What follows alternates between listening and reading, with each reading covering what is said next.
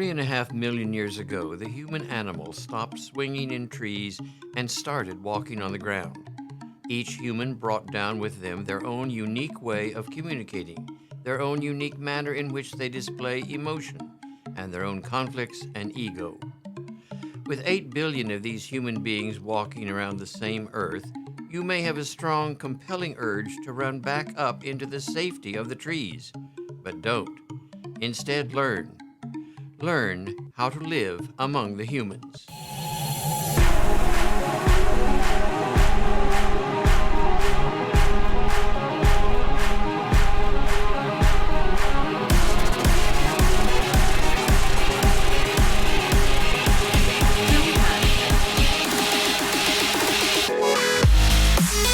Yabba dabba do, everybody. How are you? I hope everybody's doing good, and I hope you're enjoying these videos about how to live among the humans. Today, we're going to talk about culture. I've spoken about culture a few times in some other videos very shortly. Usually I tell you about how culture is not necessarily about race, about the color of your skin. It is not about exactly where you are born at, which we call your nationality. In other words, if you were African American and your skin was black because of your genes, it doesn't necessarily mean you will be having an African American culture if you were not raised in an African American culture. So culture is something that is passed on through communication, whereas something like the color of your skin, the race, that is your genes that determine that. So first off, we've got to really understand what the culture is. We've talked in a few earlier episodes. We talked about your family having a culture. We talked about corporations having a corporate culture. You want to find a good corporate culture in which to work at. Though I emphasize very much how it's got nothing to do with where you live, where you grew up, what country you were born in. However, it does make a difference in certain areas. And today, that is what I will be talking about. So today, I am going to be talking about culture more in a where you were born, a German culture, as opposed to a Brazilian culture. So, I don't mean to confuse you, but you'll understand a little bit what I mean. But the first thing we want to understand is that, yes, indeed, culture, the whole deal behind culture is that it is something that is passed on, not through genes, not biologically. It is through communication, whether it's written communication, verbal communication, nonverbal communication. That is how culture goes from one generation to the other. Why am I teaching you about culture? How many of you are going to live in Russia? How many of you are going to live in China? How many of you are going to live in Australia? Why am I taking an hour of mine and your time to teach you about culture? Because though you might not travel, where I am broadcasting from is New York City. I don't have to go to I don't have to go to Russia to see a Russian. I can probably go down to the cafeteria of our university and find a Russian within 5 minutes. In other words, we are going to be intermingling with these people from other countries, and they will be intermingling with us. So we must know a few things. So let's talk about this. First, let's before we really get into how to communicate. So let me backtrack. If you don't know how to communicate with somebody from a different culture, you might offend them. They might not get along with you. I myself, people from from England, Britain culture, and Irish culture, I've got to be careful. They don't necessarily love me. They have that strong upper lip. Don't complain. I complain all the time. I wake up complaining. I am constantly, they like the strong silent type. I'm constantly talking. I have to know that if I deal with some people from Britain, that I must be aware of that culture, that they might frown upon somebody who's extremely extroverted and extremely out there. Maybe that should be a little more reserved, just like the most obvious in Japan. If somebody bows to me, I'm not going to go, yo, dude, what's up? I've got to know the culture. Otherwise, I may offend. Now, once again, you might not go to Japan, but would it be pretty cool to meet a Japanese person and you're the one who starts the formal bow? That would be very nice. It's a good way to start a conversation to show some stranger that you do indeed know their culture and respect it. So that's what we're on. Listen, cultures are pushed upon other cultures a lot. In other words, sometimes cultures are taken away. I studied Caribbean literature for a while, and it's pretty funny because if you go to Beowulf, supposedly the oldest text written, you can just go back and back and back. We know things were written a long, long time ago. If I want to read something about England, I can find something like the Canterbury Tales that was written well over 500 years ago. I can find it.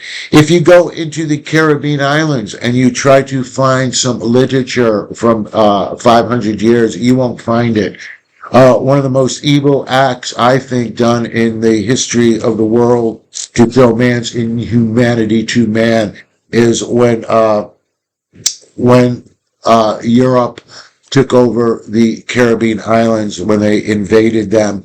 They threw out their culture. Not only didn't they respect it, they got rid of it. So it's very, very hard to find written word, any sort of communication, even artifacts such as art and all that from the Caribbean islands. Because one of the mean things they did was they destroyed their culture. They erased their culture. Do we look at what we did to the Americans Indian? This word assimilation. It's a word you should know. Assimilation. Sometimes they talk about assimilation in a positive way. I kind of just talked about assimilation in a way, in a positive way. When you go to Japan, yeah, take it easy, man. If somebody bows you, bow back. Don't be boastful. They assimilate to their culture, and things will go much smoothly. However, some things, assimilation also is known very negatively.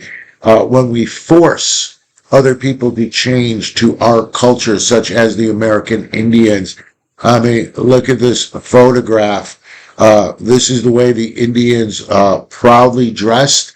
And we wanted to assimilate them, so we had them dress like this. We still try to America, the United States of America? Do we still try to impress? Do we still try assimilation like I just showed you with the Indians? Well, we kind of do a little bit, but we do it differently. We do it more in our music, in our films, that we send over our TV shows that the world absorbs. They're absorbing our culture. They might grow up listening to more rock and roll than they do their actual traditional Ukraine folk music. So other cultures, look at Korea, look at K-pop. They're pushing that culture. I see kids who are born here in the United States with very sharp haircuts, mostly boys, that are animated. It looks like they're from a K-pop cartoon or something like that. It looks great, don't get me wrong. But I could see all of a sudden Korea, most of these young men who are getting their hair cut to look like the Korean culture, most of them couldn't even tell you what the capital of the country, Korea, is. They probably couldn't name who the leader is And we're talking South Korea, by the way. So, yeah, there's a lot of stuff like that. All right, let's get down to what I want to teach you guys today. And it's pretty funny. I'm going to, it's kind of hard for me to be honest and say, I'm teaching you culture because you're going to be working in China. And I can give you statistics. 63% of businesses are Chinese owned and blah, blah. I could scare you into thinking you have to start learning these other cultures because they're coming, or that you're going to work away. Let me tell you something. This is what I mean about culture. Let's say you work for Goldman Sachs here in America, and they send you to work in their Saudi Arabia office. More than likely, you will be still with Americans. They will probably ship in American food for you.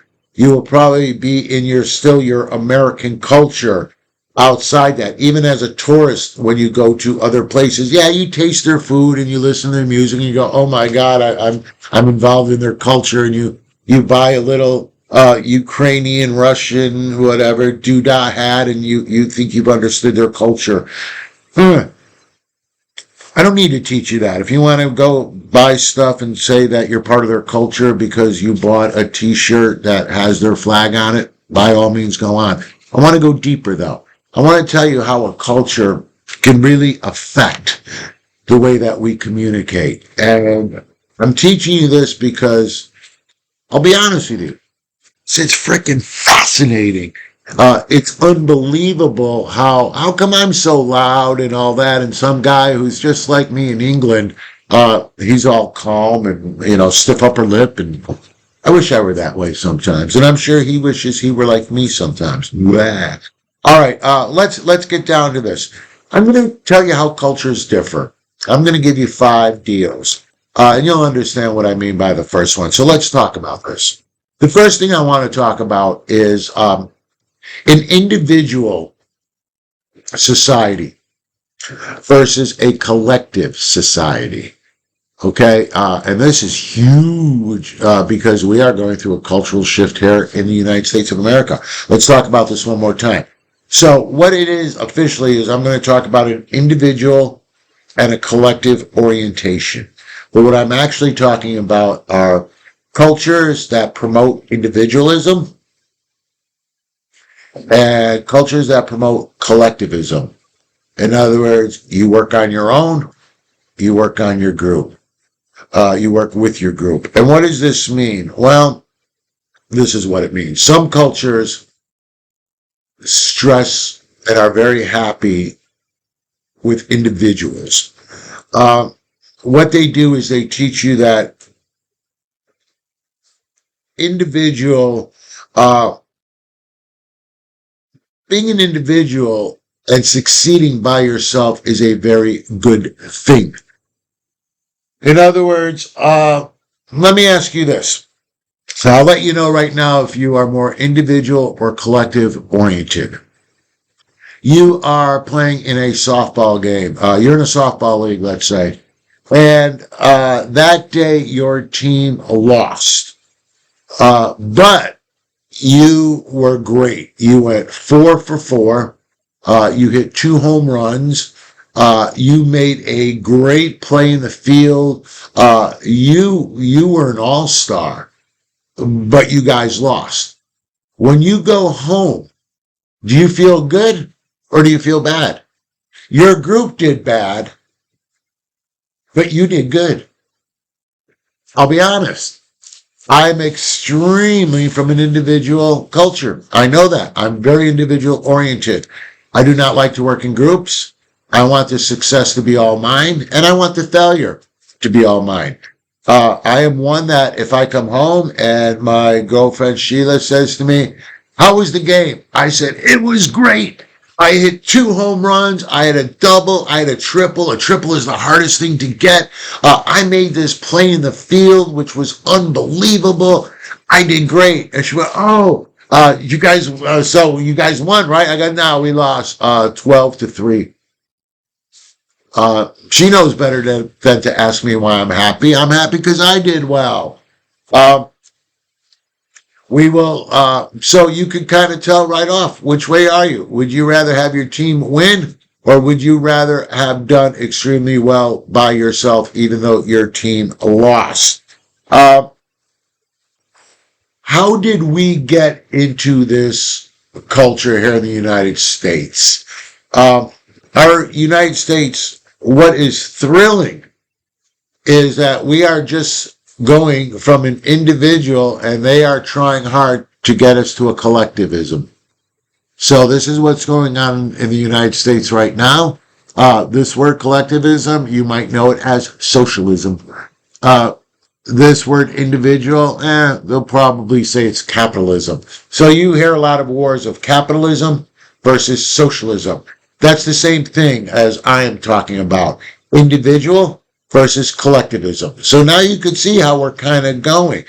I myself was part of that. I watched us kind of going from an individual to a collective society. Uh, let's take that softball game or Little League, being a boy growing up in the Midwest. Little League was something. And when you won in Little League, there was an MVP, the most valuable player of every game. They said which kid did the best. When you won, you got ice cream. The other team didn't get ice cream. In fact, they drove by where the kids were outside eating ice cream at, the Dairy Queen. As they drove by, we'd all shout, "Loser, loser." And they'd give us all these signs and stuff. We got rewarded if we won. We did not get the reward if we lost. Then I watched kids back in the late 90s. Both teams went out for ice cream. Everybody's a winner. Participant trophies. Back when I grew up, only one team got a trophy. Now we have participant trophies. Don't get me wrong. I'm not saying whether this is negative or positive. I'm just letting you know I've actually seen the change. How did this happen? Why did America become such a individual society? How did culture shape that? Well, a lot of it comes from our film, our media. John Wayne, he faced the Indians by himself. He didn't have a bunch of people with him. There was always the one guy, not a group of guys. There's always one guy. Bruce Willis is in an airport in Die Hard. He doesn't call the cops to help him. He takes on all these terrorists by himself. Arnold Schwarzenegger, all those action heroes. We had the lonely cowboy. We went through our media, through our movies and all that. An individual is the hero. Look at our heroes. Look at our Spider-Man.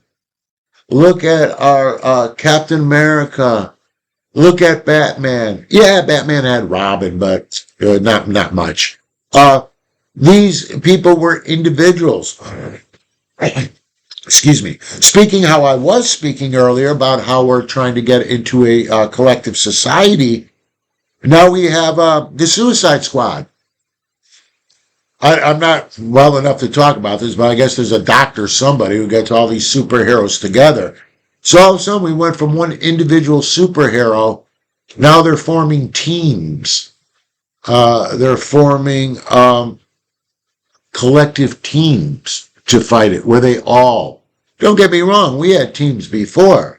We had like the Fantastic Fours, but each one of them had their individual powers, very distinct. Well, one was invisible, one was like a rock or something, the Thing they called it. One guy stretched. So an individual and a collective orientation. So what countries have individual? Well, research shows USA, the UK, Canada. So success is deemed about what you did individually. Keep that in mind. Success, if you are successful, it is about what you did individually. In collective culture, your success is how well the team did, not just yourself. In an individual, it's the extent which you surpass everybody. You have more money than them. Your boat is bigger than them. Your house is bigger than that. it's an individual. You're always trying to get better than the other person. Collective, it's your contribution to that massive project that you're proud about. Not the individual project, the overall deal that you had contributed to. Uh, what does this mean? Well, it means a few things. I just gave you some traits, some characteristics. So if the person's from an individual society, their characteristics will be, they believe in winning, losing. You're either a winner or you're a loser. They don't like to work much in groups. They want full credit. However, if they're truly individuals, they will take true failure. They want to pursue happiness. Their definition of happiness, not what somebody told them is happiness. So achievement is big. Power is big. Those are big words in an individual society. In a collective society such as Guatemala, Ecuador, Panama, Venezuela, China, sounds like those are kind of regimes that are either military or dictatorship, but we'll get to that later. But Guatemala, Ecuador, Panama, Venezuela, China, Pakistan, these are very collective. Their success is by your contribution to the group as a whole. You actually take pride in being similar.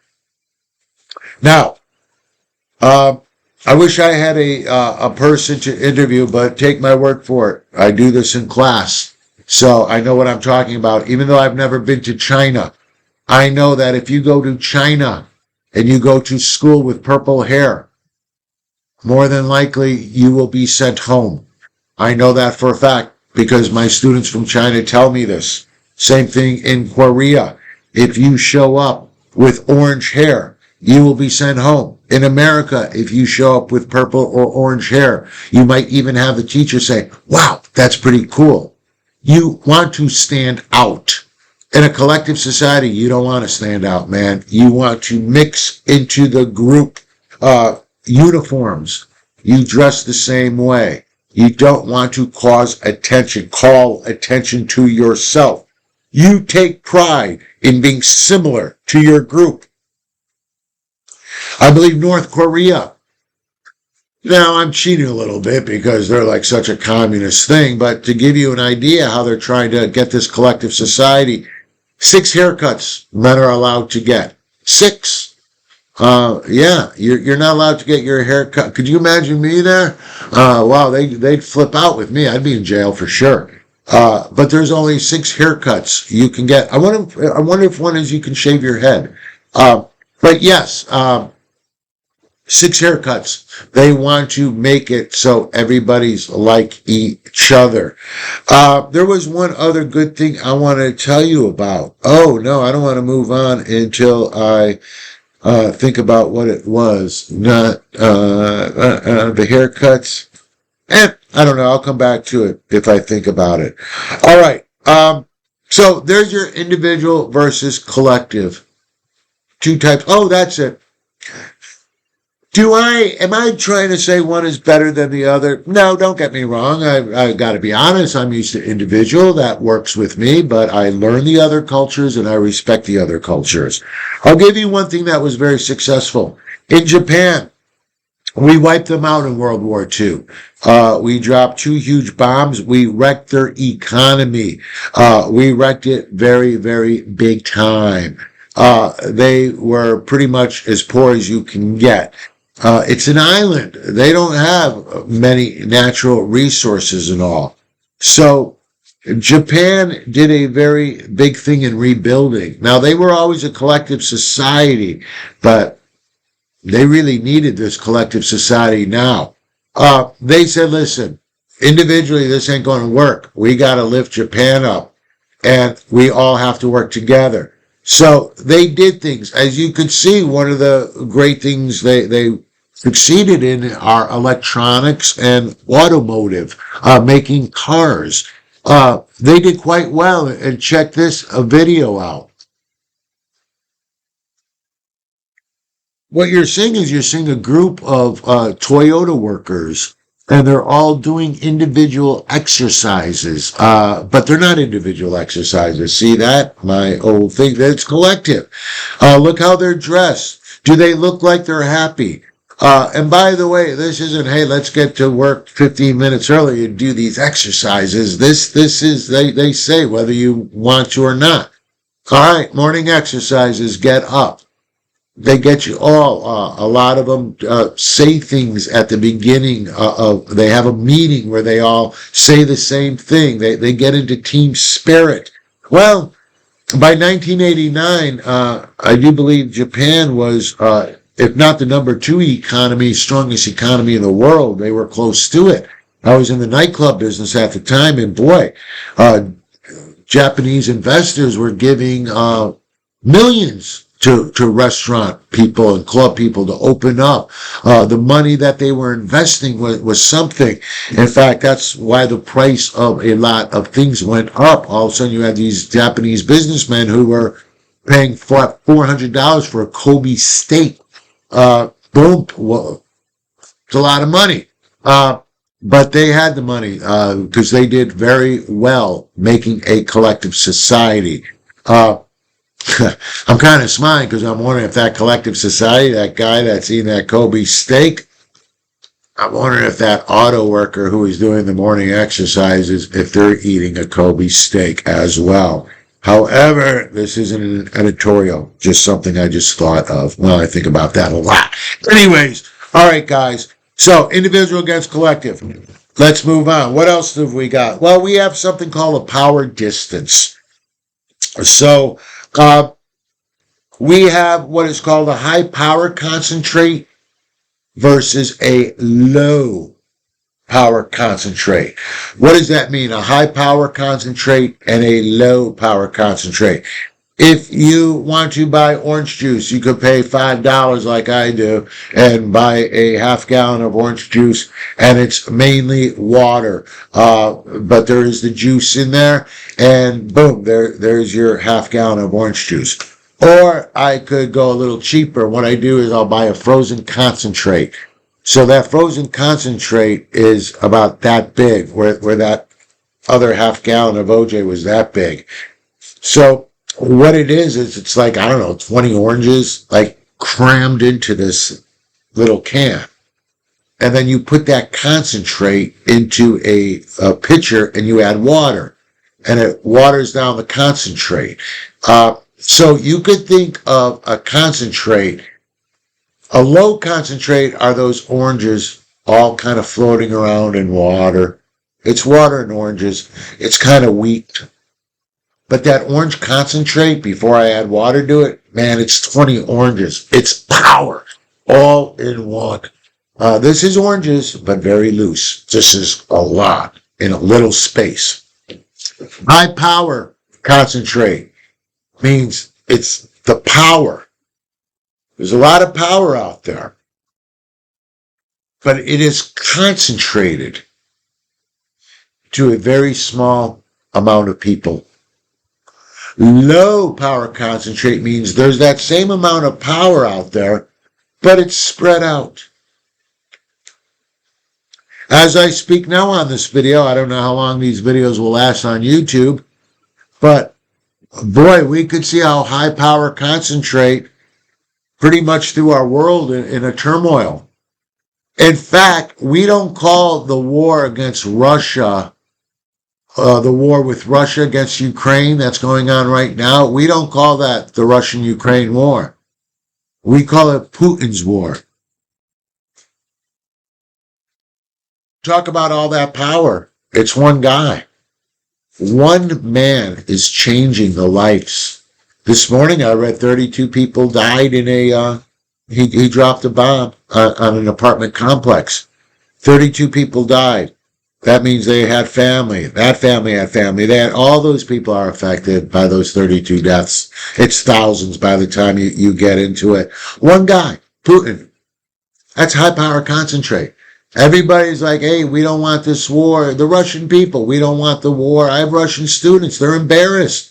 They're embarrassed. It's like an American when we do bad things, when the United States is doing bad things, sometimes we travel abroad, we say we're Canadian.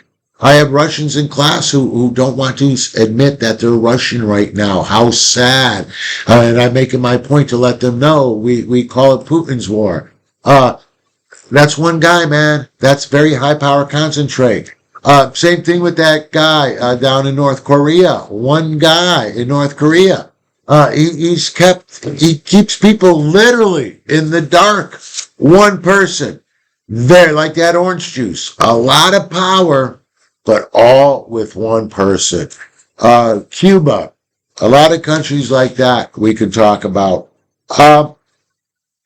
Here in America, we have United States of America, we have a much lower power concentrate. Who's got power? Our president, our vice president, our senators, our congress people, our mayors, our governors, our aldermen, our councilmen, our district attorneys, our voters.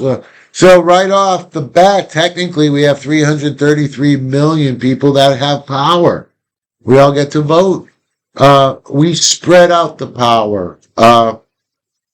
So what kind of things I'm teaching this not only to tell you this, but like, if you see somebody acting weird to you, it might not be weird to them. So, dig this. I'm teaching 102, Speech 102, which is public speaking for students that English isn't their first language. So I have, a lot of times I have many Asians in that, and many of the Asians are from China. And at the end of the class, my first class, I'll start to pick up my eraser to erase the board, and I'll have 2 or 3 students, Chinese students, ready to erase the board for me. I'm like, what are you guys doing? Get out of here. And they're like, no, we have it. I'm like, no, you don't have it. I have it. I used to think that was weird. If I was suspicious, I would say they might be smooching up to the teacher. I know if an American kid did that, I'd be like, dude, what's up, man? You just do your homework. Forget about erasing the board. They hold the door open. They won't leave the class until I leave, because they open up the door for me. I don't like that, because I'm from a low concentrate. They do that because they're from a high power concentrate. What does that mean? Well, one of the traits from a high power concentrate, where there's only like 1 or 2 leaders, is you respect authority. You respect authority even if they suck. You respect authority, because if not, you can get into a lot of trouble. And if you don't care about the trouble you get into, they'll get your family. Your family will be in trouble. So, if I had a student from Brooklyn and I was nasty to them, more than likely they will complain about me to my bosses. An Asian student may not, because they may think that they may get in trouble. I also find, I find, but it's part of this, that people from high power concentrates, they don't ask questions, especially to a teacher. Because if you ask a teacher a question, you are disrespecting them, because you are saying that the teacher was not clear. So when the teacher taught and it says, anybody have any questions? Nobody would answer me. And I know somebody's got to have a question, but nobody would answer me. So I could leave going, God, these students, man, they suck. I know they got questions. They must not like me, blah, blah, blah. I know that they're from a culture that to show that, to ask questions means the teacher sucked. You didn't get it. Now you got to get more clarification. So I start to ask the students questions. Explain to me what I just said. And I make them show me that they learn. And I constantly egg them on to ask questions. Where Americans, people from the United States will ask tons of questions. Yeah. One very bad thing A lot of times I try not to give my opinion. So when I say a bad thing, I guess I'm giving my opinion, but you check it out. First of all, in a high power concentrate, you will also find there is a distance between teachers and students. Yeah, they respect us no matter what, but there's also a distance. If I see a kid and he's got a black eye, it might not be any of my concern if I'm from a high power concentrate. No, I teach them, they learn. That's it. Because I might get in trouble for nosing in on somebody else's business. So there's not that dynamic where here in America, United States, any teacher will go, oh my God, are you okay? In fact, by law, if we see something like that, we got to kind of look into it a little bit. What other differences are there? Well, here's the sad one. If you went to a restaurant and you saw a host or a hostess, let's say let's dream a little. You've got a great job. You're making $250,000 a year. You're doing real well in life. You're making it. You're doing very well, money wise. And you go to a restaurant and you see, let's make it the waiter or the waitress. And throughout the meal, they're very funny. They're very friendly. They're very nice. They tell you they have plans for the future. And you know what?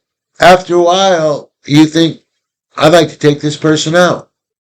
So you excuse yourself for a second, or maybe you don't. Maybe when the waiter or waitress comes, you right in front of the people, your guests that you're eating with. You say, you know what? Can I give you my number? I would love to take you out one day. Here you go. When I do that, that's when the waiter or waitress calls the manager. But there's no problem. You're making $250,000 a year. They're making $120 in tips. You just made $9,000 that day. They made $120. But you know what? You have no problem asking them out on a date. There's no problem. In a high power, low power concentrate, in a low power concentrate, you can do that. In a high power concentrate, such as India, you don't do that. It's called the caste system.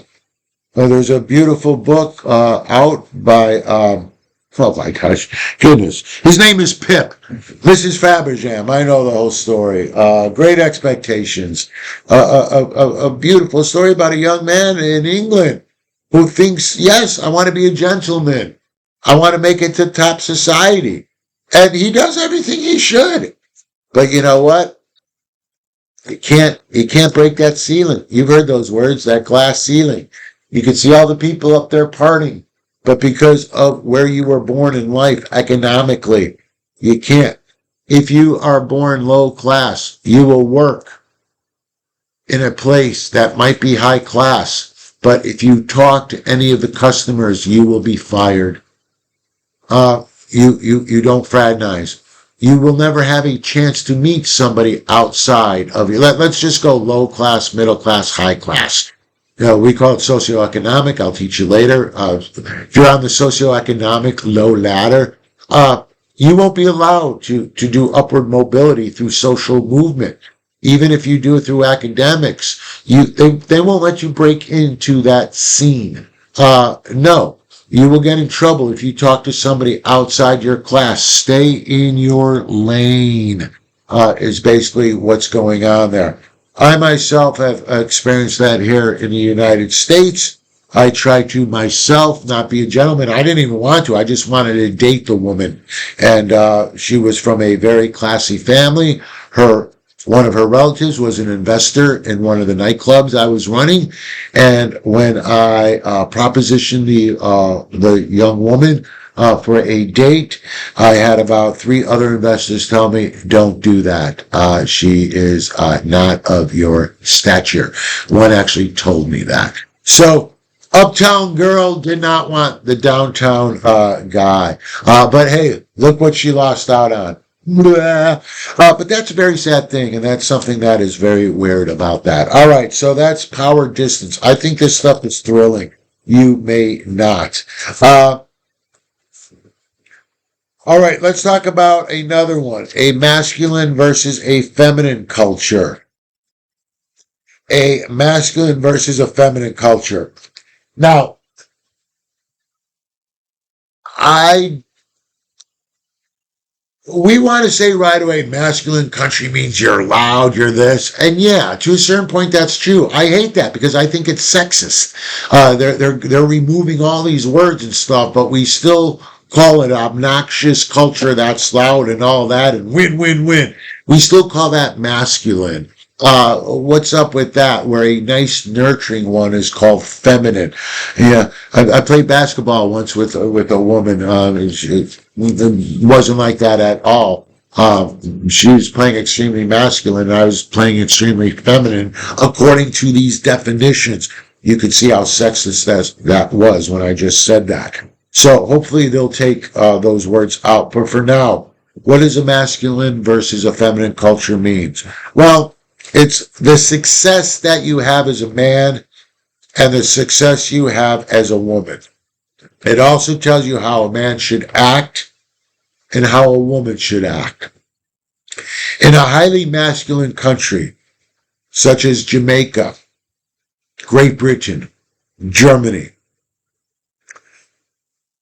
there is an emphasis put on strength, material success, aggressiveness. If you are not that, people will think you less successful. Now, when I say aggressive, I don't mean unless you're walking up to people in the street going, "Come here, buddy, I'm going to kick your ass." No, not aggressive like that. But if you say to somebody, "Hey, what are you going to do today?" And they say, "I'm going to take it easy." And they say, "Well, what's your ambition?" And they say, "I don't really have any ambition." In a highly masculine culture, they will think you're a failure, especially as a man, not to have ambition. That's the aggressiveness. You must always be trying, very masculine. Are you doing better than your fellow man? Do you have more marbles? Do you have more cars? Is your car more expensive? That's the material success. You are socialized to be competitive. Remember what I said earlier? We're kind of getting off that. You are also seeing us changing from a masculine to a feminine culture here in America. A lot of people are sounding the alarm. That's called something, calling they're trying to tear down. They're trying to feminize the male, here in the United States. I'm not touching this one, by the way. Research that on your own, but there is a lot of concern about the feminization of the American male. We very competitive. If you are a man or even a woman, see, that's where it's a country thing, so I don't want you to think male, female, because females too. They must be ambitious. Here it's very, let's talk about that. So for masculine man, what you should be aggressive. You should be strong. You should be that way.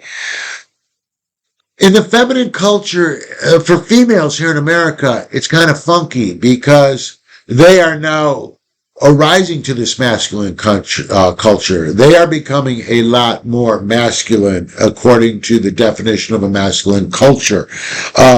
They are looking at how much material success they have, and they are doing quite well at it. I read today where, I wish I had the stats, but they're unbelievable. I think the women that are not marrying, who are successful on their own, they use Taylor Swift as an example. They're not having kids. They're not marrying. We are changing. Back in 1930, if you were a woman at 28 and you weren't married, they called you an old maid. Something must be wrong with you. However, now at 27, 28 years, and in the 1940s, if you were a working gal, they might make a movie of you, like Katharine Hepburn. "Oh, I don't like children." said in this movie she doesn't like children. Isn't that something? You're supposed to like children back then. If you were a woman, that was your success. If you did not like having children, something was wrong with you. So masculine, feminine, both. You had to, even though you were female, you were still in a masculine thing, culture that said you must have children. You must be married by the time you're 28, 29. I'm even earlier. In places such as Puebla, Mexico, once again, I'm not making this up. I talk to my students. Yes, if you are 25 years old and you are not married, here, if you say I'm not married and I don't have kids, they say, wow, where do you work? In Puebla, they might say, oh, are you okay? You can't have kids? Because success is measured by having kids at that age. Success is looked upon different. In a masculine society, it's win or lose. In a feminine society, such as a place like Sweden or Norway, there's more of a can't we both win? In a masculine society, there's only one winner. There must be. But can't we all be winners in the feminine society? In the masculine society, you say what's up. You show what you got. You show your bling. You show what you've got material. You're proud of what you've got, what you've acquired. In a feminine culture, you're more modest about it. You don't really show that. You keep it. You don't boast. It's very hard to find somebody from Sweden who's quite boastful, unless they're that guy, I don't know what his name is, who plays the video games. He's quite boastful. But they stress modesty. A masculine culture stresses show people what you got. The feminine culture is more about a quality of life. Here, in a masculine culture, we might brag about how much we work. Oh man, I put in 18 hours. I work at Goldman, man. I got a phone. I'm plugged in, man. They really, really need me. A workaholic. In a feminine culture, no. It's the quality of life. You like the balance. We're getting that way.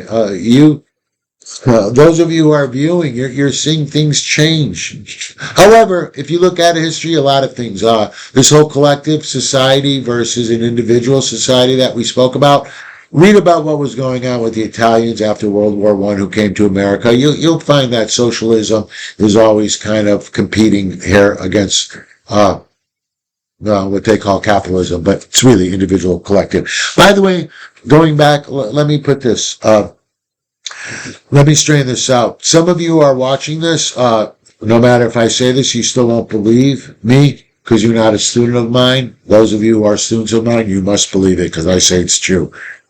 When you hear somebody say, oh, America's, we're all capitalists, we should go socialism. America is made up of both. We are capitalistic in nature, but we're also socialists in nature. I don't collect Social Security. You don't collect Social Security, but you pay for the group, for older people to enjoy the Social Security. I have no children, yet I pay taxes for schools. How does that work? I don't have any children going to school, but I pay taxes that go to schools. In fact, if I move into a neighborhood that has a great school with a lot of resources, more than likely my taxes will go up because of that school, even though I don't have a child to send to that school. I have a brother-in-law who's out on a disability. New York State, he was a prison guard. He's out on a disability for life. I paid for his disability. Yeah, I don't know, maybe 0.008 cents goes in from my paycheck to that, but it all adds up. So we do a lot. We pay for, Meals on Wheels. Our taxes go to a lot of things that people that don't drive, you might not have a car. Your taxes go to the roads. So when people say that we're not a socialist society, we're purely capitalistic, that's false. That's a lie or misinformation or propaganda. All right, let us move on. I like this one. Ready for this word? Ambiguity. Ambiguity. Say 5 times fast. I'm not gonna. We have high ambiguity tolerant cultures, and we have low ambiguity tolerant culture. Let's break it down by each word. Ambiguity. What does that mean? It means uncertainty. So if I'm ambiguous about something, I'm uncertain about something. So if something is high ambiguity, that means, no. All right. Ambiguity is uncertainty. Tolerance means you put up with something. So if you have a high tolerance for ambiguity, that means you can put up quite easily with not knowing what the future is, with uncertainty. I'm sorry, I had a cigarette come up from 1973. If you have low ambiguity tolerance, that means you will not tolerate uncertainty. So low ambiguity tolerance means you will not tolerate uncertainty. You want to know what is up. High ambiguity tolerance means you don't care. So if I ask a student, are you going to study for next month's exam? They go, yeah. I say, why? And they say, because my life depends on it. I might laugh at that. I introduced this in the wrong way, but let me put this. I'll get back to that. Scratch what I just said. What I'm trying to say is this. There are some cultures that do not handle change. From about the day you were born, your parents, the government, your teachers, they all were in cahoots to tell you what you are going to be when you grow up. And if you are not that, then you are a failure. You cannot handle that change. You might not want to know this, but you can look it up, though you will be surprised how much of this is suppressed. But every now and then, at least one will have to squeak out. Here's what I'm saying. I live by NYU. There are many suicides. There is anywhere from 1 to 5 suicides a year from NYU students. These are usually not kids from the United States of America. These are usually students from Asia, from an Asian or an Eastern European country. If you think I am exaggerating on the amount of suicides from NYU students, then look up why they put a fence around their library staircase if you think I'm lying. They had a beautiful staircase that you could look down and see the entire library. However, it was also a good place if you look around and go, oh my God, I am failing. My life is over. Boom, there it is. They had to put a fence so students wouldn't jump. So when I say that this is a matter of life and death, I kid you not. And if you want to challenge me on this, go right ahead. Put something in the comment that, that it sounds weird that I'm saying 1 to 5 Asians are committing suicide at NYU. Look it up, man. Look up why they put that fence around their staircase. You won't hear too many people but me talk about this. This is a problem. Where does this problem stem from? From what I just taught you. That is why culture is a lot more. Well, this is why I'm teaching you this part of culture. That yes, sometimes behavior does matter from where you grew up.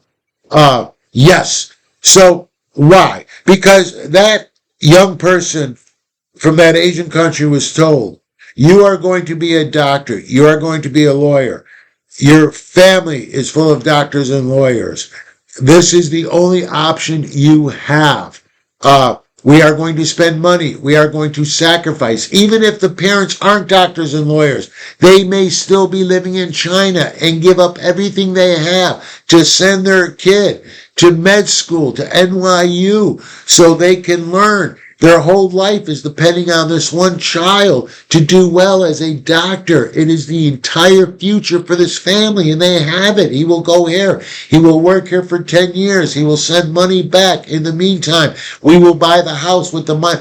Everything is set. So if something like getting an F keeps you out of going to a med school that you needed to go to, that F may cause you to jump off the 7th floor of a library, which will cause NYU to put up gates instead of finding out why this is happening. Yeah, pretty bad stuff. Here, we get an F. All right, maybe I'll be an actor. To be or not to be. We don't really care about change. We don't worry that our parents aren't going to fix us up with somebody when we're 16 years old, and we will marry that person when we're 18, and we will go into the family business, and this woman will have 3 children, and we don't care. We don't know what's going on, and we don't care. Give me an F. It won't mess up my life. It'll mess me up a bit, but I'm going to find, and I'm surely not going to go to the library and jump. That's for sure. And I know my students will not do that either. We're a tough bunch. I know this, once again, we are not threatened by uncertainty. I will have students in my regular Speech 100 class, which is basically 98% students who are born here, or who really got the grip of our culture. And I will say to them, do a speech, and they'll say, on what? I'll say, whatever you want. They'll say, how long does it have to be? I'll say however long you want it to be. I might give them a few guidelines. They don't ask. If I say that to my 102, which is non-traditional English speakers, and I say, do a speech on anything, they won't ask questions right there in class because of the reason I said. But as soon as I said, okay, I'll say any questions, and nobody will ask. And I'll say, all right, get out of here. Nobody will leave. They'll go, Professor, what should the speech be on? And I'll say, anything you want. And they'll say, how long? And I'll say, however long. 2 minutes? I'll say, if you want. But is that good to? I mean, they want it specifically. So as a good teacher, and you as a good person later on or now, I know that. And instead of making them assimilate to me and my culture, I will write out their assignment. Give me a 2-page, 12-inch font, single space, title. If I don't put a title, they'll actually ask me, does a title count? Does a cover page? Do you want a cover page? Do you want to bound it? I've got to write it up like a legal contract, but that's cool. That's my job. And it lets them tolerate. I put down their uncertainty. They're more relaxed. They do better. So there are clear-cut rules in a low ambiguity tolerant society. All right. That is it on culture. Why am I thinking? Because I have one more, but I am reaching the 1 hour thing. So I do believe I am done with the culture. All right. My next video is going to be on verbal messages. This is some pretty good stuff. I hope you enjoyed the culture one. The verbal messages, now we really start off talking about things that you could actually take from the videos and use immediately. Up till now, we talked about the self. You kind of got to think about it. You could do some stuff. You could start smiling to be nice and be of help and be a good character so people believe you. All the stuff we spoke about. But from here on in, I'm actually going to give you stuff that you could use right away. And I'm also going to give you stuff that you could kind of try to use as an experiment. Like I just constantly do this social research because you don't have to do it officially. If you see somebody arguing on a phone, instead of saying I'm a stalker or I'm an eavesdropper, just say, you know what? I wonder what kind of verbal message that person is giving the other person on the phone. Let me follow them and do some research. and then you're not known as a stalker. Make sure you tell the police that in the exact way I tell you when they arrest you for stalking. All right. I hope you're enjoying this. Please, if you like this video, subscribe to it. And I look forward to talking to you in the other videos. I also have a bunch of short videos on this YouTube channel. Some of them have to do with what I speak about in these longer videos, but others are just for fun. They'll give you little quick things. I call those short stacks. So, that is it for me. I have talked too long. Once again, yabba dabba do, everybody, and thank you for letting me come into your homes, your cars, your offices, wherever you're at. All right, guys, I'll see you on the next video.